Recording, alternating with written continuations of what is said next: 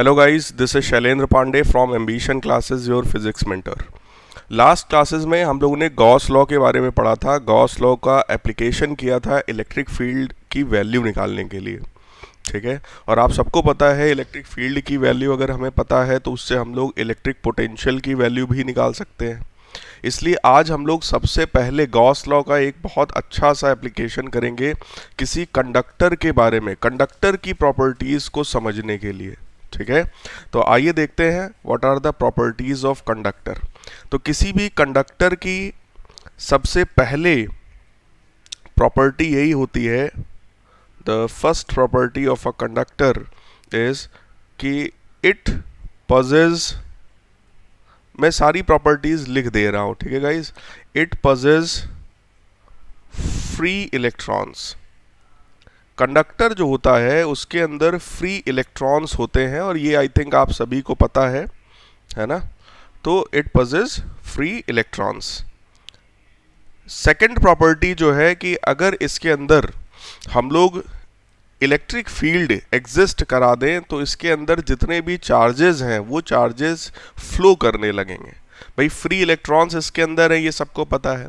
और आपको ये भी पता है कि अगर किसी स्पेस में इलेक्ट्रिक फील्ड हो और उस इलेक्ट्रिक फील्ड में आप सिंपली कुछ मत करिए, सिर्फ एक चार्ज वहां पर रख दीजिए, केवल एक चार्ज अगर रख देते हैं तो उस चार्ज पर बोलो एक फोर्स लगने लगता है, F is equal to q E. ये कॉन्सेप्ट मैं आप लोगों को कई बार पढ़ा चुका हूँ, कई बार बता चुका हूँ। ठीक है, तो ये उसी पर बेस्ड प्रॉपर्टी है। If a resultant electric field exists in a conductor, अगर कोई रिजल्टेंट इलेक्ट्रिक फील्ड एग्जिस्ट करेगी, these free charges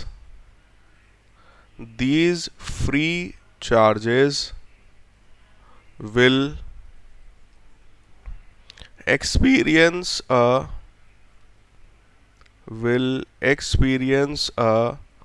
force which will set a current flow। I think ये पॉइंट आप लोग समझ गए होंगे कि अगर वहां पर आप रिजल्टेंट इलेक्ट्रिक फील्ड एग्जिस्ट कराएंगे तो ये जो चार्जेस हैं, ये जो फ्री चार्जेस हैं, दे विल स्टार्ट फ्लोइंग। और अगर फ्री चार्जेस यानी इलेक्ट्रॉन्स अगर फ्लो करेंगे तो वहां पर एक ओवरऑल करंट डेवलप हो जाएगा। ठीक है, अगला पॉइंट है व्हेन नो करंट फ्लोज। जब वहां पर कोई करंट नहीं है, इसका मतलब वहां पर जो फ्री इलेक्ट्रॉन्स हैं वो एक सर्टेन डायरेक्शन में बच्चों नहीं फ्लो कर रहे हैं। सर्टेन डायरेक्शन में अगर नहीं फ्लो कर रहे हैं, इसका मतलब वहां पर कोई रिजल्टेंट फोर्स या रिजल्टेंट फील्ड नहीं है। So resultant force and resultant electric field must be zero in this case। इसका मतलब क्या हुआ, इस प्रॉपर्टी से हमको ये पता चलता है कि इलेक्ट्रिक फील्ड जो उसके अंदर है, that electric field must be zero. It must B zero. कहां पर? Inside a conductor.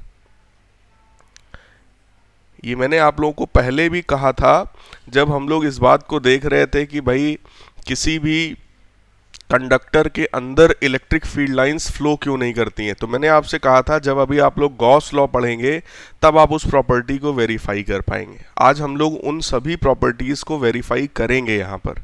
ठीक है, जिसका एक्सप्लेनेशन अभी तक शायद आपको नहीं मिला था। ठीक है, चलिए अब आते हैं फोर्थ कॉन्सेप्ट। कंडक्टर्स के लिए जो हमारे पास जो फोर्थ कॉन्सेप्ट है, that is excess charge. Excess charge on conductor. Excess charge on conductor resides on its outer surface. किसी भी कंडक्टर को जितना भी आप एक्सेस चार्ज देंगे, सारा का सारा एक्सेस चार्ज कहाँ पर जाएगा, उसकी आउटर सरफेस में जाएगा। ठीक है, इस प्रॉपर्टी का हमको प्रूफ भी करना है। अभी तक जो प्रॉपर्टीज थी हम लोग पढ़ते गए, लिखते गए, लेकिन अब जो कुछ प्रॉपर्टीज, जो खास प्रॉपर्टीज आ रही हैं, we will try to prove it also. ठीक है, अब जैसे मान लीजिए मैं एक कंडक्टर का एग्जाम्पल ले रहा हूँ। ये मान लीजिए मैंने कोई रैंडम सा कंडक्टर बनाया है। इस कंडक्टर को हम लोग जो भी चार्ज देते हैं, अब वो चार्ज उसकी आउटर सरफेस पे जा रहा है कि नहीं जा रहा है, अभी मान लीजिए हमको नहीं पता है। ठीक है, लेकिन हमको बस इतना पता है कि ये जो बॉडी मैंने बनाई है, ये क्या है, ये एक कंडक्टर है। तो हम लोग यहाँ पर एक गॉसियन सरफेस कंसीडर कर रहे हैं। Let us consider a Gaussian surface just inside the conductor. Conductor के जस्ट अंदर यहां कहीं पर हम लोग एक ऐसी गॉसियन सरफेस कंसीडर कर रहे हैं। ये देखिए, this is our Gaussian surface.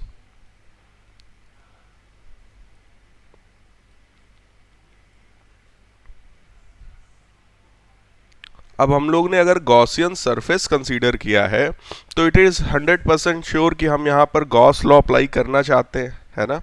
तो हम लोग यहाँ पे यही कहेंगे कि भाई अगर ये कंडक्टर है, तो कंडक्टर के अंदर इलेक्ट्रिक फील्ड की वैल्यू कितनी होती है। Electric field inside the conductor, E inside conductor, that is equal to 0। ठीक है, क्योंकि यहां पर कोई करंट फ्लो नहीं हो रहा था, सिंपल एक कंडक्टर रखा हुआ था, हमने उसको कोई चार्ज दिया हुआ है, तो उसके अंदर की इलेक्ट्रिक फील्ड कितनी होगी, 0 होगी। Now applying Gauss law, applying Gauss law. Gauss law क्या कहता है कि जो इलेक्ट्रिक फ्लक्स है that is equal to q in upon epsilon naught. Electric flux जो होता है that is closed integral of E dot d A is equal to q in upon epsilon naught. अब आपको पता है इलेक्ट्रिक फील्ड ही यहां पर 0 है, तो लेफ्ट साइड तो पूरा 0 हो गया। So we have simply q in upon epsilon naught equal to 0। It means q in equal to 0। इसका मतलब क्या है कि ये जो गॉसियन सरफेस हमने मानी थी, इस गॉसियन सरफेस के अंदर कोई भी चार्ज एग्जिस्ट नहीं कर रहा है। और अगर गॉसियन सरफेस के अंदर कोई चार्ज एग्जिस्ट नहीं कर रहा है, तो इसका मतलब चार्ज कहां पर है, गॉसियन सरफेस के जस्ट बाहर है। गॉसियन सरफेस जो आपने मानी थी, वो आपने जस्ट इसकी बाउंड्री पर माना था, एकदम इससे एकदम सटा हुआ, एकदम बाउंड्री पर, जस्ट इनसाइड द कंडक्टर आपने माना था। इसको मैं लिख भी दे रहा हूं, ये कहां पर है, it is just inside the conductor. इसका मतलब क्या है बेटा कि जस्ट इनसाइड द कंडक्टर तो चार्ज नहीं है। ये देखिए मैंने गलत लिख दिया, ये जो क्यू इन है ये हमारा 0 बराबर था ना, इट वॉज इक्वल टू 0। तो just inside the conductor value 0 है। इट मीन्स अगर कंडक्टर के अंदर नहीं है चार्जेस, तो कहां पर हैं, बाहर हैं भाई। इसलिए अब मैं चार्जेस को अगर बनाऊंगा तो वो चार्जेस कुछ इस तरीके से दिखाई पड़ेंगे। तो ये एक प्रॉपर्टी हमारे सामने आ गई कंडक्टर की, क्या कि कंडक्टर को अगर हम लोग कुछ भी चार्ज देते हैं, तो that charge will be distributed outside the surface, या आप सीधे सीधे बोल सकते हैं charge will be distributed on its outer surface. इसकी आउटर सरफेस पर वो चार्ज डिस्ट्रीब्यूट हो जाएगा।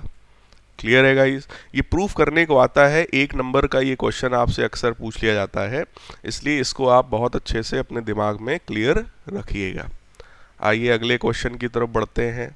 नेक्स्ट प्रॉपर्टी हमारे पास है प्रॉपर्टी नंबर 5। प्रॉपर्टी नंबर 5 कहती है electric field at any point, electric field at any point near charged conductor किसी भी चार्ज्ड कंडक्टर के आसपास इलेक्ट्रिक फील्ड अगर हम लोग निकालेंगे तो that will B sigma upon epsilon not. ये यहाँ पर प्रॉपर्टी है। वैसे हम लोग इस चीज़ को पीछे डिराइव भी कर चुके हैं। ये हम लोगों ने डिराइव किया था कि इसके आसपास किसी भी कंडक्टर के आसपास इलेक्ट्रिक फील्ड कितनी होती है, सिग्मा अपॉन एप्सिलॉन नॉट। आज उसी चीज़ को यहाँ पे again we are going to derive with different method. देखिए क्या है। Again considering a conductor, I have made a conductor. अब इस कंडक्टर के आसपास मान लीजिए हम किसी जगह पर इलेक्ट्रिक फील्ड निकालना चाहते हैं। फॉर एग्जांपल मान लो हम लोग इस पॉइंट पर we want to calculate electric field, ठीक। तो हम लोग क्या करेंगे, यहाँ से एक ऐसा सरफेस मानेंगे, एक ऐसा गॉसियन सरफेस मानेंगे। So we have consider a Gaussian surface which is like a cylinder.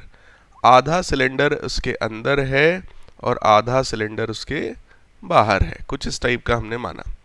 ये जो सरफेस था, ठीक है, और ये वाला जो सरफेस है, ये वाला जो सरफेस है, लेट अस सपोज इसका जो सरफेस एरिया है वो कितना है, डेल्टा ए, ठीक। ये डेल्टा ए है। और अगर ये मान लीजिए कोई कंडक्टर है तो कंडक्टर के अंदर तो इलेक्ट्रिक फील्ड जीरो होगी, ऑब्वियस है। और अगर आपने इसको पॉजिटिव चार्ज मान लो दे रखा है तो यहाँ पर इलेक्ट्रिक फील्ड अवे होगी, क्योंकि पॉजिटिव चार्ज हमेशा खुद से दूर इलेक्ट्रिक फील्ड क्रिएट करता है गाइस, ठीक है। तो हमने क्या मान लिया कि इसके ऊपर जो सरफेस चार्ज डेंसिटी है वो कितनी है, सिग्मा है। ये हमने अज्यूम किया है, इसमें पूरे पर चार्ज डेंसिटी है, ठीक। तो जनरली क्या होता है कि जो सरफेस चार्ज डेंसिटी है, surface charge density sigma, it varies from point two point. Point two point जब आप देखेंगे तो इस कंडक्टर में इसकी वैल्यू जो है वो बदलती रहती है, क्योंकि वो चार्ज यूनिफॉर्मली डिस्ट्रीब्यूटेड नहीं है। अगर ये रफ सरफेस है तो, है ना। अगर यही एक परफेक्टली स्फीयर होता और आपसे कहा गया होता कि जो भी चार्ज आप दे रहे हैं वो यूनिफॉर्मली बट रहा है, तब ये सिग्मा वहां पर कांस्टेंट हो जाता। अभी ये सिग्मा कांस्टेंट नहीं है, लेकिन एट स्मॉल सरफेस, अगर हम लोग छोटी सी surface, small surface delta A की बात कर रहे हैं, बहुत छोटे से एरिया की बात कर रहे हैं, सो इट मे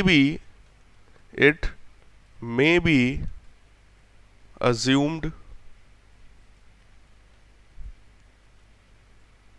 कांस्टेंट। छोटी सी सरफेस पे अगर आप देखेंगे तो इसको हम लोग कुछ कांस्टेंट मान सकते हैं। लेट अस सपोज वो कांस्टेंट क्या है, सिग्मा है। Again applying Gauss law, so applying Gauss law for this Gaussian surface. ये हमारा गॉसियन सरफेस था ना, सिलिंड्रिकल। इसके लिए अगर हम लोग गॉस लॉ अप्लाई करेंगे तो आप खुद चेक करो, जो इलेक्ट्रिक फ्लक्स है हमारा that will be equal to q in upon epsilon naught. तो इलेक्ट्रिक फ्लक्स कितना हो जाएगा यहाँ पर, that will be E into delta A, भाई electric field into delta A, मतलब सरफेस एरिया जो था, वो सरफेस एरिया यहाँ का सिर्फ डेल्टा ए ही था, तो हमने रख दिया उठा करके। That is equal to q in. Q in का मतलब क्या है, surface charge density multiplied by वहाँ का एरिया कितना है, delta A, divided by epsilon naught.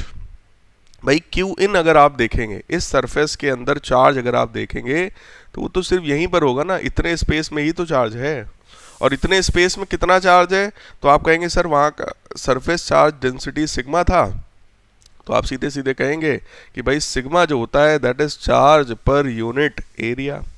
तो वहाँ पर चार्ज आप खुद देख लीजिए कितना है, that is sigma into delta area. Delta A से डेल्टा ए हो गया कैंसिल, और इलेक्ट्रिक फील्ड की वैल्यू हमको मिल गई सिग्मा अपॉन एप्सिलॉन नॉट। तो ये भी एक प्रॉपर्टी के रूप में आप दिमाग में रख लीजिए। किसी भी कंडक्टर के आसपास अगर हम इलेक्ट्रिक फील्ड देखते हैं तो कितनी होती है, सिग्मा अपॉन एप्सिलॉन नॉट। चलिए अगली प्रॉपर्टी की तरफ मैं बढ़ रहा हूँ, coming towards property number 6। Property number 6 देखिए क्या है।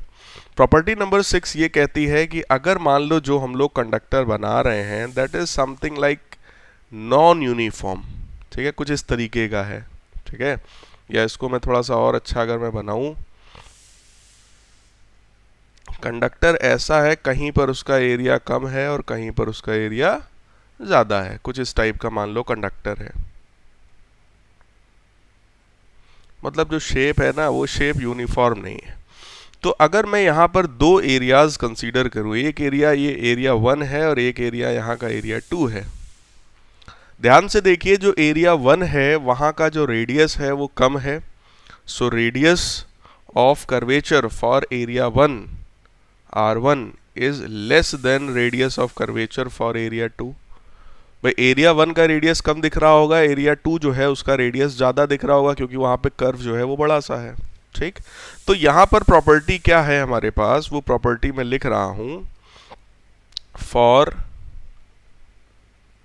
अ non uniform, for a non uniform conductor, किसी भी नॉन यूनिफॉर्म कंडक्टर के लिए सरफेस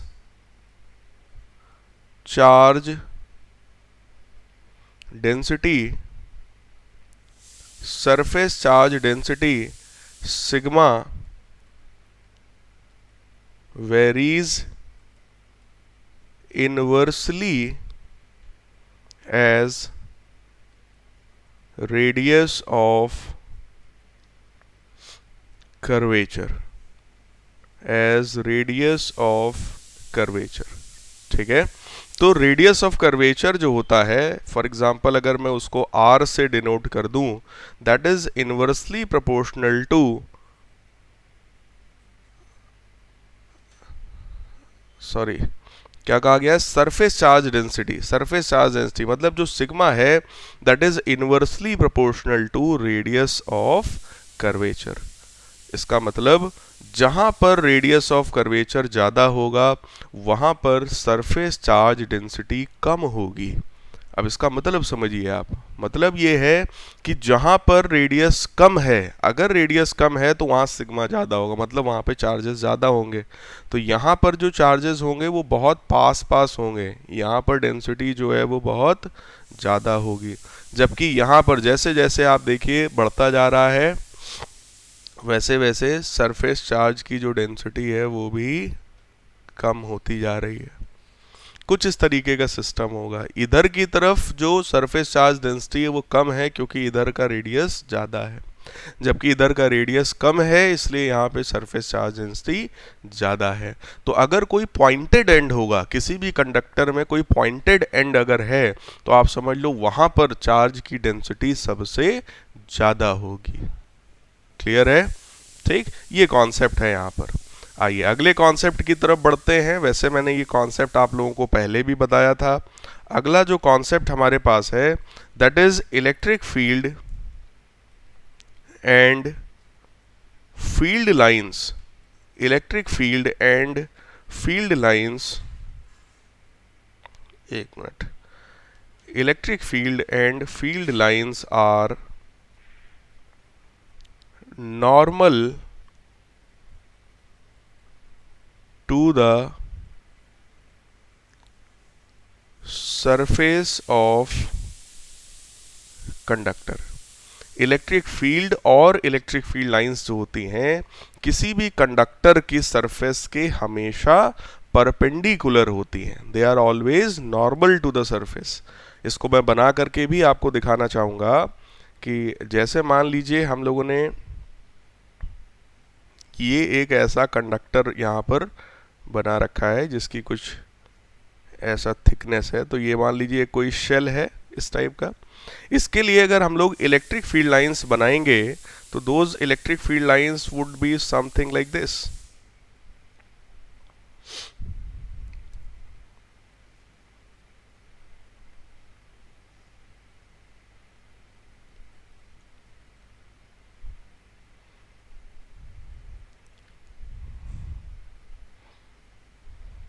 इसके बारे में शायद मैंने एक पैटर्न आप लोगों को पहले भी बनवाया था, कुछ इस तरीके का।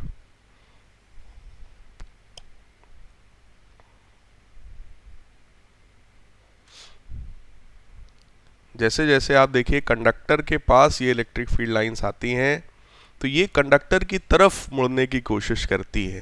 ठीक, क्योंकि ये इसका नेचर है कि ये हमेशा अगर कंडक्टर से अगर बाहर निकल रही है तो it must be perpendicular to the surface of conductor. Conductor की सरफेस के परपेंडिकुलरली ही ये बाहर निकलेगी। तो ये इसका नेचर हो जाता है। This is the field line diagram. Conductor के अंदर इस स्पेस में इलेक्ट्रिक फील्ड क्या है, 0 है। ठीक, तो अगर आप इस एंड को देखेंगे, तो आप सोचो ये एंड ऐसा है जो इलेक्ट्रिक फील्ड लाइंस को अपनी तरफ अट्रैक्ट कर रहा है, so this will behave like a negative charge. But यहां पर क्या है, it will behave like positive charge, क्योंकि यहां से इलेक्ट्रिक फील्ड लाइंस बाहर जा रही हैं, जबकि इस एंड पर इलेक्ट्रिक फील्ड लाइंस आ रही हैं। ठीक है, तो कुछ इस तरीके का यहाँ पर नेचर शो होता है। ठीक, और अगर मैं इसी का आपको दूसरा डायग्राम दिखाऊं, तो अगला डायग्राम देखते हैं भाई। ये मान लीजिए इस बार फिर से वही कोई रफ टाइप का है। ठीक, इलेक्ट्रिक फील्ड 0 है। आपने अगर इसको पॉजिटिव चार्ज दे रखा है, तो मान लो पूरे सरफेस पर अगर यूनिफॉर्मली डिस्ट्रीब्यूटेड चार्ज है, तो चार्ज देखो बराबर रूप से बटेगा। ठीक है, चार्ज की डेंसिटी पूरे में सेम रहेगी। लेकिन आप सबको पता है कि अगर रेडियस ऑफ कर्वेचर बदल रहा है, ठीक, और यूनिफॉर्मली नहीं बटा है चार्ज, तो जहां पर रेडियस कम होगी, रेडियस ऑफ कर्वेचर, वहां पे चार्ज की डेंसिटी ज़्यादा होगी। इस रिलेशन को याद रखिएगा। अगर यूनिफॉर्मली बोला गया है तो इस तरीके से डिस्ट्रीब्यूट करेंगे। ठीक है, अब आइए इलेक्ट्रिक फील्ड लाइंस को देखते हैं।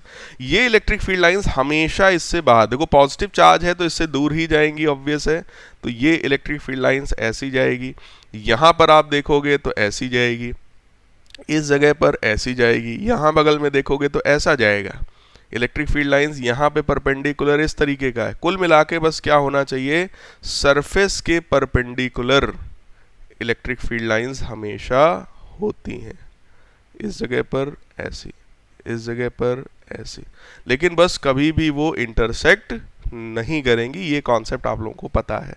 ठीक है, electric field lines never intersect each other. ठीक है, आइए अगले कॉन्सेप्ट की तरफ मैं बढ़ रहा हूं। Next concept is also very important. कौन सा नंबर था, 7th। हाँ, so we are writing our 8th property of conductor. 8वीं प्रॉपर्टी देखिए क्या है, that is cavity. Cavity inside conductor. किसी भी कंडक्टर के अंदर अगर मैं कैविटी बना दूं तो उसका नेचर क्या होगा। Cavity inside the conductor. So for example, we have considered, let us suppose it is a conductor, और इसके अंदर हम लोगों ने कुछ इस टाइप की एक कैविटी बना दी है। ठीक है, अब आप सोचो अगर मैं इसको Q चार्ज देता हूं तो यहां पर क्या होगा, इसका क्या नेचर होगा। ठीक है,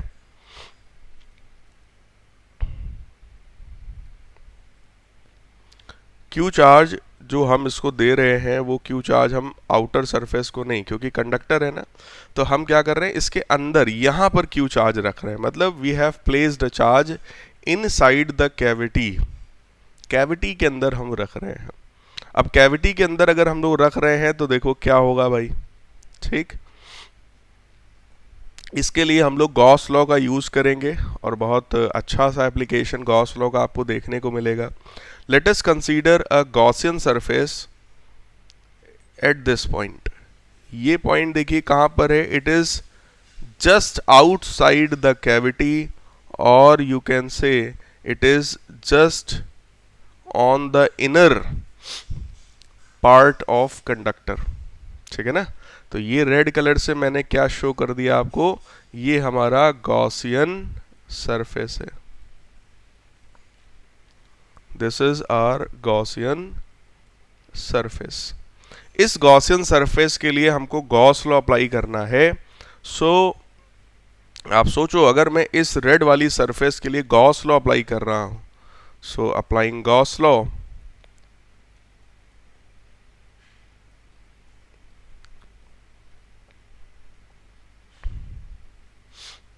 तो आप खुद सोचिए, अगर ये कंडक्टर है, if it is a conductor, तो ये गॉसियन सरफेस जो हमारी है, क्या ये सरफेस आपने कंडक्टर में बनाई है?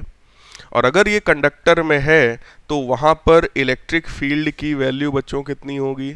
जीरो होगी. So applying Gauss law we can write electric field into area is equal to q in upon epsilon naught. So we can say simply q in is equal to zero as the electric field is zero.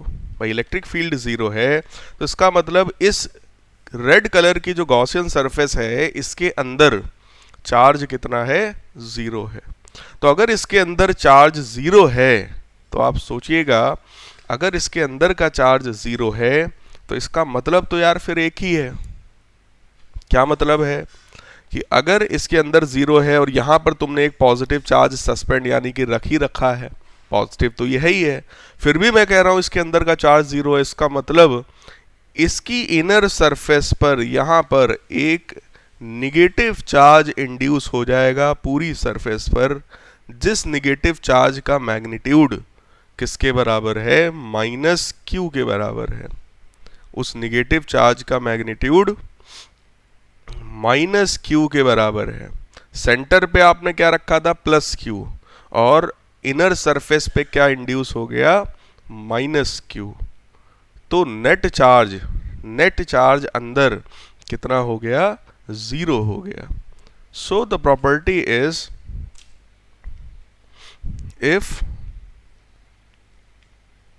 if a charge q suspended inside cavity in a conductor, if a charge q suspended inside the cavity of a conductor, then it induces ये induce करेगी an equal and opposite charge minus q on the surface of cavity. Cavity की surface पर ये equal and opposite charge minus q वहां पर induce करेगी. ठीक है, तो आपने इधर रखा था क्यू, ठीक, इनर पे आ गया माइनस क्यू, और भाई जो भी आप यहाँ पर माइनस क्यू चार्ज इंड्यूस करेंगे कंडक्टर की सरफेस पर, तो आउटर सरफेस पे कौन सा चार्ज आएगा?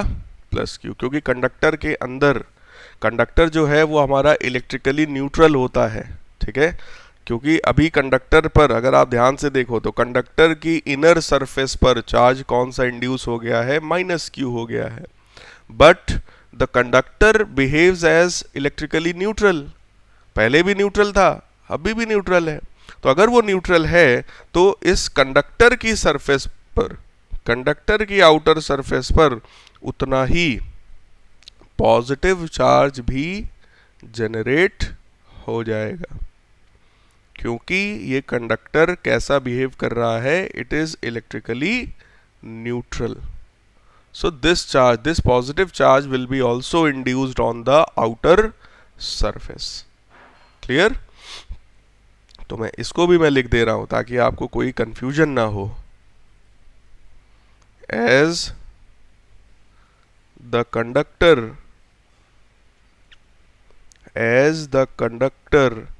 is electrically neutral,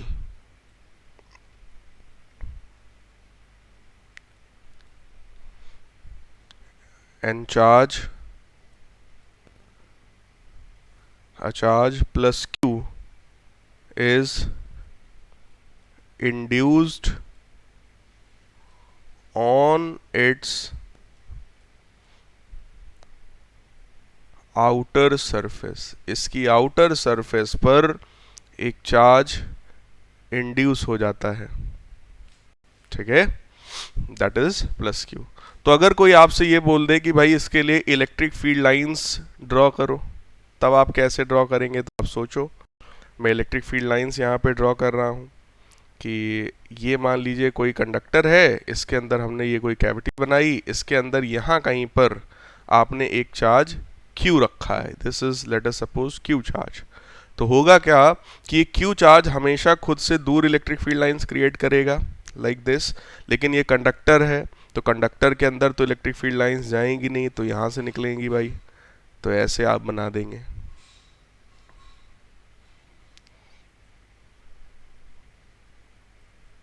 bus conductor के अंदर इलेक्ट्रिक फील्ड लाइंस एंटर नहीं करेंगी, अंदर पॉजिटिव है, ठीक है, इंडक्शन होगा, इस तरीके का पैटर्न यहाँ पर ड्रॉ हो जाएगा। आई होप आप लोगों को ये पूरा समझ में आया होगा। अगर कोई भी डाउट लगे तो आप लोग पूछ सकते हैं। ये यूनिट आपका कंप्लीट होने वाला है, मैंने आप लोगों से पहले ही कहा था, जैसे ही ये चैप्टर कंप्लीट होगा आपका टेस्ट होगा, इसलिए इस बात को ध्यान रखिएगा, जैसे ही यूनिट कंप्लीट होगा there will be a test, ठीक है, और वो टेस्ट आप सभी को देना कंपलसरी है, वो टेस्ट आप सभी स्टूडेंट्स देंगे जो भी इस वीडियो को देख रहे हैं। क्लास, चलिए, so next and last property is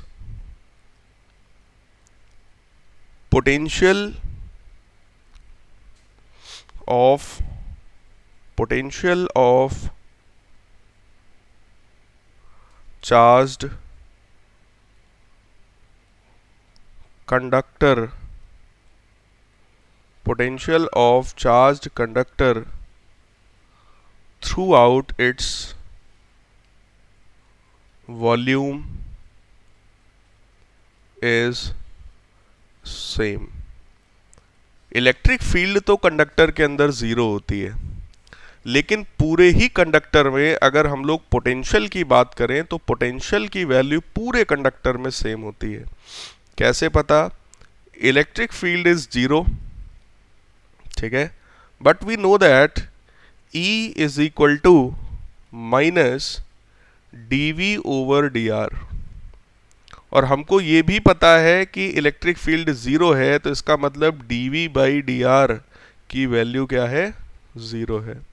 और आपको भी पता है कि जीरो, भाई किसी कांस्टेंट का डिफरेंशिएशन ही तो जीरो होता है, इसका मतलब ये जो v है, this v must be constant, it means potential will be constant inside a conductor. किसी भी कंडक्टर के अंदर पोटेंशियल कैसा होगा? कांस्टेंट होगा। चलिए अगले डेरिवेशन पार्ट पर चल रहे हैं, बहुत ही इंपॉर्टेंट पार्ट है। So put a heading,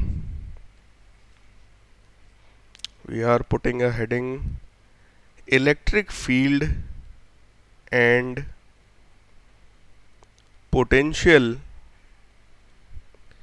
electric field and potential due to charged spherical shell।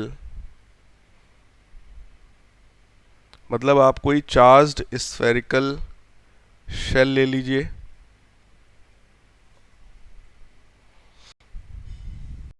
और solid conducting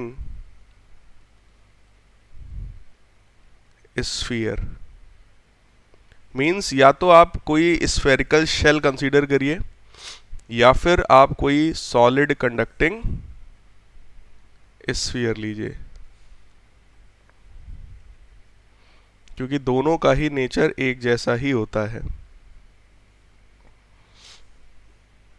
this is our heading. बहुत इंपॉर्टेंट डेरिवेशन है, अक्सर ये पूछ दिया जाता है और बच्चे इसमें कंफ्यूज्ड हो जाते हैं। तो आइए हम इसको आपको पूरा कंप्लीट करके दिखा रहे हैं। What we have to do here, we will consider a sphere. मान लेते हैं कोई एक सॉलिड कंडक्टिंग स्फीयर है।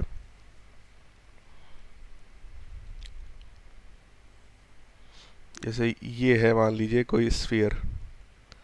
इस स्फीयर को हम लोग जो भी चार्ज देंगे,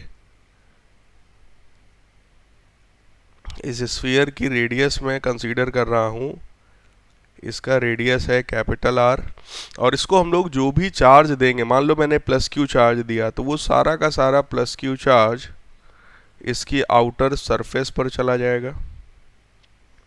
तो ये इसकी सरफेस पर चार्ज आ गया। अब आपको निकालना क्या है, आपको इस कंडक्टिंग स्फीयर की वजह से इसके आसपास इलेक्ट्रिक फील्ड देखनी है, कितनी इलेक्ट्रिक फील्ड है। तो यार इलेक्ट्रिक फील्ड के यहाँ पर 3 रीजन हैं। सबसे पहला रीजन कहाँ पर है, electric field inside the sphere, inside the sphere, इस स्फीयर के अंदर इलेक्ट्रिक फील्ड, सबसे पहला रीजन है ये, इनसाइड द स्फीयर। अब आप खुद सोचो, अगर हम लोग उसके अंदर इलेक्ट्रिक फील्ड निकालना चाहते हैं, तो इलेक्ट्रिक फील्ड यहाँ पर निकालने का तरीका बहुत सिंपल है। कौन सा, गॉस लॉ। गॉस लॉ के लिए हमें क्या करना पड़ेगा, let us consider a point which is inside it. ये पॉइंट है मान लीजिए P, जो कि इसके अंदर है, ठीक। तो इस P पॉइंट पर हम लोग क्या करेंगे, P पॉइंट से पास होने वाला हम एक गॉसियन सरफेस बनाएंगे। और वो गॉसियन सरफेस यहाँ पर हमने आपको पहले भी बताया था, हमेशा गॉसियन सरफेस वो मानिएगा जिसका एरिया वगैरह आपको पता हो। तो जनरली सिलेंडर हो गया, स्फीयर हो गया, ऐसा ही गॉसियन सरफेस हम लोग कंसीडर करते हैं। So let us consider a Gaussian surface passing through P से पास होने वाला। तो इनसाइड द स्फीयर जो पॉइंट है जहाँ पर हमको निकालना है, वो कौन सा पॉइंट है, P पॉइंट है। तो हमने क्या किया, P पॉइंट से पास होने वाला एक गॉसियन सरफेस बनाया, ठीक है। जो गॉसियन सरफेस कैसा है, इट इज़ अ स्फीयर। तो अब आप देखिए, अगर मैं यहाँ पे गॉस लॉ अप्लाई करता हूँ, गॉस लॉ क्या होता है, electric flux is equal to q in upon epsilon naught. Electric flux की वैल्यू होती है integral E dot dA is equal to q in. तो आप खुद बताइए, आपने कंडक्टर को जो भी चार्ज दिया, वो सारा चार्ज तो आउटर सरफेस पर चला गया। तो इस कंडक्टर के अंदर इस रेड वाला, ये जो हमने यहाँ पर आपको गॉसियन सरफेस बनाकर दिखाया है, इस गॉसियन सरफेस पर क्या कोई अंदर चार्ज होगा? तो आप कहेंगे सर नहीं होगा। इसका मतलब बेटा क्या हुआ कि अंदर की इलेक्ट्रिक फील्ड कितनी है, 0 है। और ये हम लोग पहले भी डिराइव कर चुके हैं। सो inside the sphere electric field is 0। अंदर की इलेक्ट्रिक फील्ड कैसी है, 0 है। आइए अगला देखते हैं। तो पहला पॉइंट तो था इनसाइड, अब हम दूसरा पॉइंट आपको बनाकर दिखा रहे हैं। सेकंड जो स्पेस हो सकता है, that is on surface of conductor. इस कंडक्टर की सरफेस पर ही अगर हम इलेक्ट्रिक फील्ड निकालना चाहें तब। तो देखो भाई, अगेन अज्यूम अ स्फीयर, ये वही स्फीयर है, कंडक्टर है। इस कंडक्टर की अभी भी रेडियस कितनी है, कैपिटल R इसकी रेडियस है। इसको मैंने जो भी चार्ज दिया, वो चार्ज कहाँ पर गया, इसकी आउटर सरफेस पर गया। ये डेरिवेशन आपसे जब भी पूछा जाए ना, तो आप लोग ये डायग्राम बहुत बढ़िया, बहुत साफ सुथरा बनाएंगे, ठीक है। चलिए, अब मुझे क्या करना है कि ये हमने सरफेस माना है। अब हमको जो इस बार इलेक्ट्रिक फील्ड निकालनी है, वो let us suppose point Q पर निकालनी है। ये चार्ज नहीं है, ये पॉइंट है। जैसे यहाँ पर P पॉइंट था, ऐसे यहाँ पर Q पॉइंट है। So we have to calculate the electric field on the surface of conductor, that is the point Q। इस पॉइंट Q पर अगर निकालना है तो इस बार जो गॉसियन सरफेस आप बनाएंगे वो गॉसियन सरफेस इसी पॉइंट से होकर के जाना चाहिए, है ना। तो इस बार का गॉसियन सरफेस हमारा इसी पॉइंट से होकर के देखो ऐसा ऐसा जा रहा है। ये गॉसियन सरफेस है जो मैं बना रहा हूं, ऐसी डॉटेड मैं गॉसियन सरफेस ऐसा बना रहा हूं रेड कलर से, ताकि आपको कंफ्यूजन ना हो। भाई अगर पॉइंट सरफेस पर है तो हमारा गॉसियन सरफेस भी तो सरफेस पर ही बनेगा, है ना। तो अगर गॉसियन सरफेस हमारा सरफेस पर बना है तो what can we say here, we can say closed integral E dot dA that is equal to Q in upon epsilon naught. अब आप यहाँ पे ध्यान से देखो, अगर इलेक्ट्रिक फील्ड तो भाई कांस्टेंट है, वो हमने बाहर निकाला, क्लोज्ड इंटीग्रल dA मतलब ये जो गॉसियन सरफेस है इस सरफेस का एरिया चाहिए।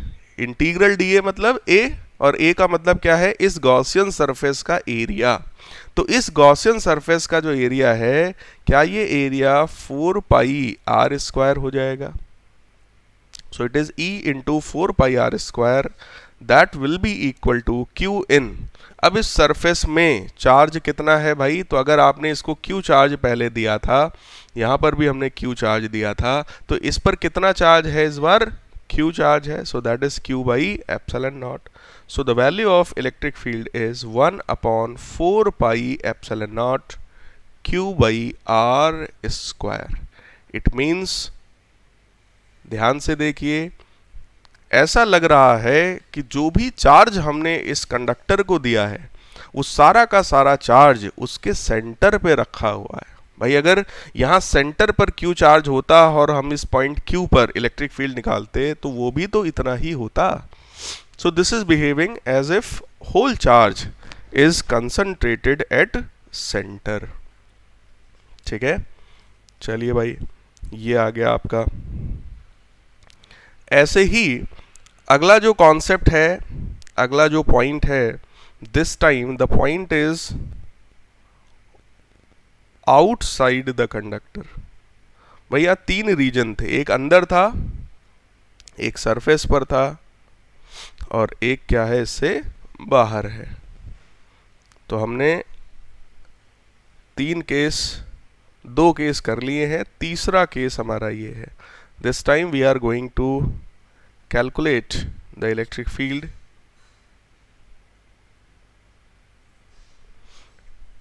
outside the conductor। अगर आप बाहर, कंडक्टर के बाहर अगर आप इलेक्ट्रिक फील्ड देखना चाहते हैं तो सबसे पहले तो ये रहा आपका वो कंडक्टर। ठीक, ध्यान से देखिएगा मैं कैसे सॉल्व कर रहा हूँ इसको, उस चीज़ को समझना ज़रूरी है। इसका जो रेडियस है दैट इज़ कैपिटल R। जो भी हमने इसको प्लस Q चार्ज दिया था वो सारा चार्ज बोलो इसके आउटर सरफेस पर जाएगा। तो इसकी आउटर सरफेस पर कितना चार्ज आ गया, that charge is plus Q, ये Q चार्ज आ गया। इस बार जो पॉइंट है PQR, मान लेते हैं इस बार जो पॉइंट है हमारा R है और वो पॉइंट इससे बाहर है, that point is away from this, so this time the point is I think here। यहाँ पर अगर वो पॉइंट है, इस पॉइंट का नाम है मान लेते हैं R, ये R रेडियस नहीं है, पॉइंट है। ऊपर P माना था, फिर Q माना, फिर R माना, आपका मन है A B C मान लीजिए, कोई इशू नहीं है। ठीक, सो दिस इज पॉइंट R। अब इस पॉइंट R के लिए अगेन आप एक गॉसियन सरफेस बनाएंगे। तो गॉसियन सरफेस तो हमेशा ऐसा ही होता है ना, जो उसको पूरी तरीके से कवर कर सके। जब आप लोग अपनी अपनी कॉपी पर बनाइएगा, थोड़ा सा उसको अच्छा बनाने की कोशिश करिएगा, आप लोग कंसेंट्रिक सर्कल को बहुत इजीली बना सकते हैं। तो इस तरीके का मैंने एक गॉसियन सरफेस बनाया। Let us suppose radius of this Gaussian surface, इसका जो रेडियस है वो कितना है, स्मॉल r है। गॉसियन सरफेस का जो रेडियस है वो हमने कितना माना है, स्मॉल आर माना है। ठीक, now we are going to apply Gauss law for this surface. So from Gauss law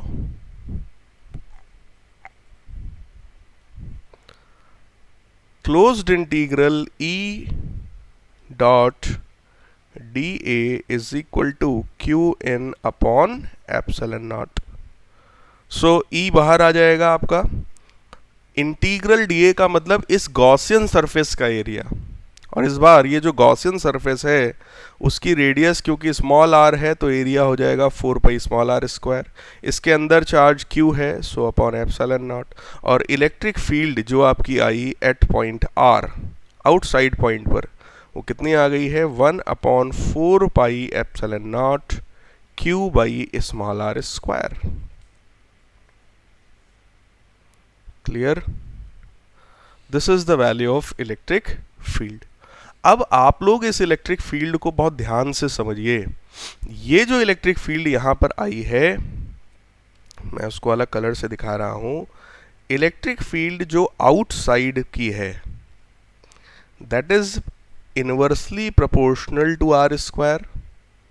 ये इसका नेचर है कि जो आउटसाइड की इलेक्ट्रिक फील्ड है वो inversely proportional to r square है, जबकि सरफेस की जो इलेक्ट्रिक फील्ड है वो आप चेक करिए, क्योंकि ये जो रेडियस कैपिटल आर है वो कांस्टेंट है, इसलिए electric field at surface E surface is constant. Surface पर जो इलेक्ट्रिक फील्ड है दैट इज कांस्टेंट, और इन साइड की जो इलेक्ट्रिक फील्ड है उसमें तो कोई डाउट ही नहीं है, ई इन साइड इज 0। तो कई बार आपसे इसका ग्राफ पूछा जाता है।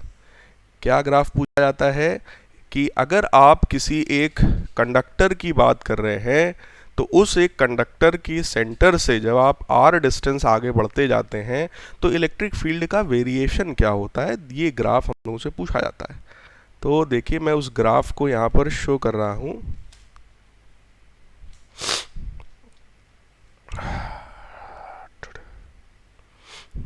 We are showing this graph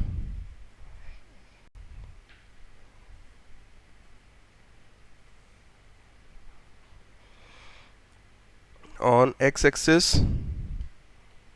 Let us suppose we have considered R.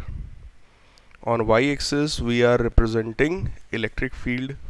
ठीक, और यहाँ पर देखिए ओरिजिन है। ओरिजिन का मतलब क्या होता है, यहाँ पर रेडियस r की वैल्यू 0 है। ठीक, तो जैसे जैसे यहाँ पर 3 रीजन है, 0 पॉइंट से यानी सेंटर से लेकर के एक पॉइंट यहाँ पर आएगा जहाँ पर स्मॉल r आपका कैपिटल R के बराबर है। मतलब ये पॉइंट कौन सा है, it is the point of surface. ये सरफेस का पॉइंट है। ये वाला जो पॉइंट है 0 से लेकर यहाँ तक का ये जो पॉइंट है ये इन साइड का पॉइंट है। ये पॉइंट इन साइड है, कंडक्टर के अंदर का पॉइंट है। ठीक, और इसके इधर का जितना भी पॉइंट आपको दिख रहा है that all is outside point. इसको मैं आपको शो कर रहा हूँ दूसरे कलर से। ये देखिए, ये सारा जो रीजन है कैपिटल आर से बाहर का, ये जो रीजन है ये रीजन कहाँ का है, दिस इज आउटसाइड रीजन, है ना। तो आप अगर इसका ग्राफ को अगर आप एनालाइज करेंगे तो वो ग्राफ कुछ ऐसा था कि जब तक हम लोग इन साइड थे electric field was 0, so the value of electric field was 0। अंदर इलेक्ट्रिक फील्ड कितनी थी, 0 थी। उसके बाद इलेक्ट्रिक फील्ड की वैल्यू अचानक से यहाँ पर एक कांस्टेंट वैल्यू हो गई। यहाँ पर ये कौन सा पॉइंट है भाई, ये सरफेस का पॉइंट है, और इस सरफेस के पॉइंट पर यहाँ पर इलेक्ट्रिक फील्ड कितना है, that electric field is 1/4 pi epsilon naught Q upon capital R square. ये इलेक्ट्रिक फील्ड हो गई सरफेस पर, और इसके बाद का जो रीजन है उसमें इलेक्ट्रिक फील्ड लगातार डिस्टेंस के साथ डिक्रीज हो रही है, क्योंकि यहाँ पर आपको शो किया गया था कि electric field is proportional to 1/r²। So the graph is something like this. तो आप खुद चेक करिए, तो मैक्सिमम इलेक्ट्रिक फील्ड कहाँ पर है, वो उसके सेंटर, वो उसके सरफेस पर है। So E max lies at its center. This is the concept here. This was all about electric field. Coming to last concept of this class, that is potential. So we have calculated electric field and now we are going to calculate potential. So put heading potential. Same cases हैं, उन्हीं के लिए we are going to calculate potential. तो आप देखिए, सबसे पहला अपने लोग को क्या पता था कि E आउटसाइड, बाहर की जो इलेक्ट्रिक फील्ड है वो कितनी थी, 1/4πε0 Q/r²। ये इलेक्ट्रिक फील्ड थी आउटसाइड की। और हम लोग को ये भी पता है कि जो इलेक्ट्रिक फील्ड E होती है that is equal to -dV/dr। So -dV/dr can be written as 1/4πε0 Q/r². So dV will be equal to -Q/4πε0। dr को मैंने उधर भेज दिया है तो ये बन गया dr/r²। Now integrating both side. अब आप सोचो, अगर आप आउटसाइड की बात कर रहे हो, अगर आप आउटसाइड की बात कर रहे हो तो आउटसाइड का रीजन कहाँ से कहाँ तक होता है, आउटसाइड का रीजन कहाँ से कहाँ तक होता है भाई। अगर आप उससे इनफाइनाइट डिस्टेंस पर हैं तो वो भी आउटसाइड है। इनफाइनाइट डिस्टेंस से आप कैपिटल R तक अगर देखते हैं तो वो सारा रीजन आउटसाइड का रीजन है। देखिए मैं आपको बना के दिखा रहा हूँ। फॉर एग्जाम्पल ये वो स्फीयर है, ठीक, ये इसकी रेडियस R है। तो यार आउटसाइड तो यही हुआ ना कि अगर यहाँ पे इनफाइनाइट है तो इनफाइनाइट से लेकर के ये पूरा, इनफाइनाइट से लेकर के यहाँ तक का ये पूरा डिस्टेंस आउटसाइड है। दिस ऑल इज आउटसाइड, ठीक। तो हमने इसको इन्फिनिटी से R किया। इन्फिनिटी से कई बच्चे अब इसमें कंफ्यूज्ड होंगे, सर R से इन्फिनिटी क्यों नहीं किया। कर सकते हैं, कोई इशू नहीं है, लेकिन आपको ये बात ध्यान देना पड़ेगा कि इन्फिनिटी पर अगर हम पूछें आपसे पोटेंशियल कितना होता है, पोटेंशियल एट इन्फिनिटी बेटा 0 होता है। और यहाँ पर पोटेंशियल अगर हम पूछेंगे तो उसकी कुछ वैल्यू v होगी। So we have placed the limit of potential according to it. Potential देखो, जब r इन्फिनिटी पर है तो पोटेंशियल 0 है, ठीक, और जब आप कैपिटल R पर आए हैं तो वहां पोटेंशियल v है। लेकिन अगर आप यही इंटीग्रेशन v से मतलब r से इन्फिनिटी करते हैं, आप कहते नहीं सर मैं यहां से इधर की तरफ जाऊंगा, तब बेटा ये लिमिट भी v से 0 करनी पड़ेगी आपको। बस अगर आप इस बात को ध्यान रख सकते हैं तो आप करिए, कोई इशू नहीं है, बिल्कुल करेक्ट है, ठीक। So we can write here dv का इंटीग्रेशन हो जाएगा v from 0 to v, that is equal to -Q/4πε0। r की पावर -2 है, इसका इंटीग्रेशन करेंगे तो r की power -1/-1 from infinity to capital R। ये माइनस और ये माइनस कैंसिल हो जाएगा, ये आपका v बन जाएगा, दैट इज Q/4πε0।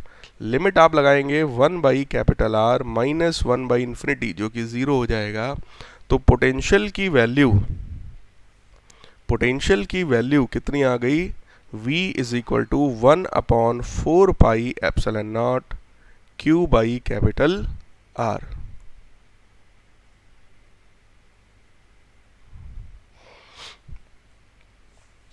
क्लियर है, ये पोटेंशियल इसका सॉल्व करने पर आएगा।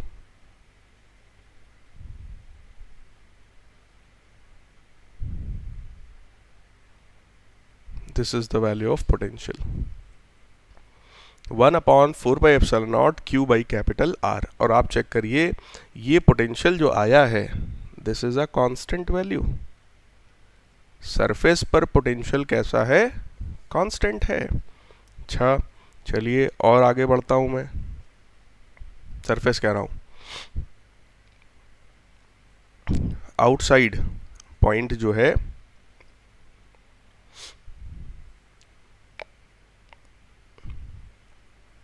सॉरी ये हम लोगों ने इन्फिनिटी से लेकर के कैपिटल आर पर कर दिया।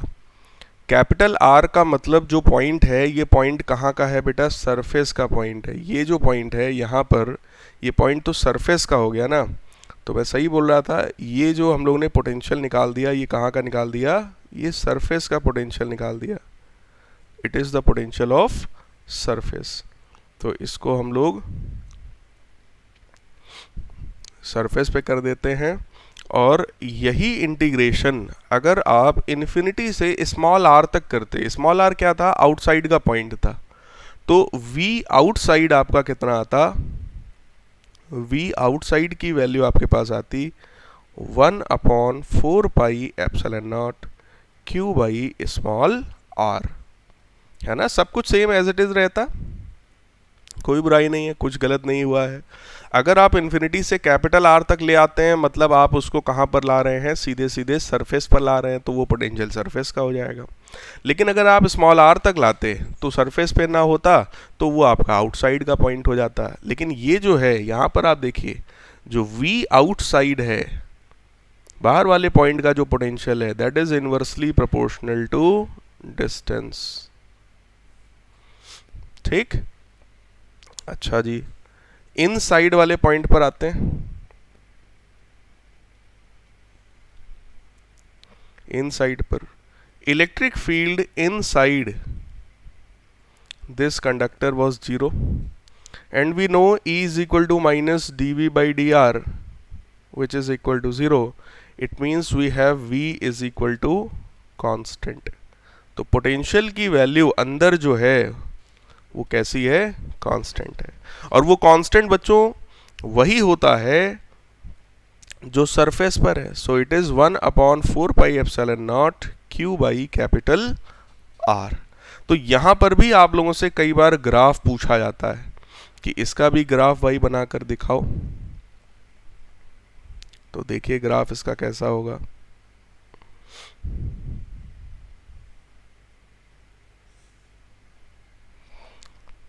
एक्स एक्सिस पर हम लोगों ने क्या कंसीडर किया है, डिस्टेंस, और वाई एक्सिस पे क्या कंसीडर किया है, पोटेंशियल।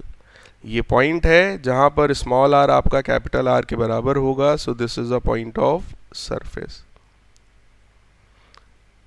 ओरिजिन से यहां तक का पॉइंट इनसाइड का है,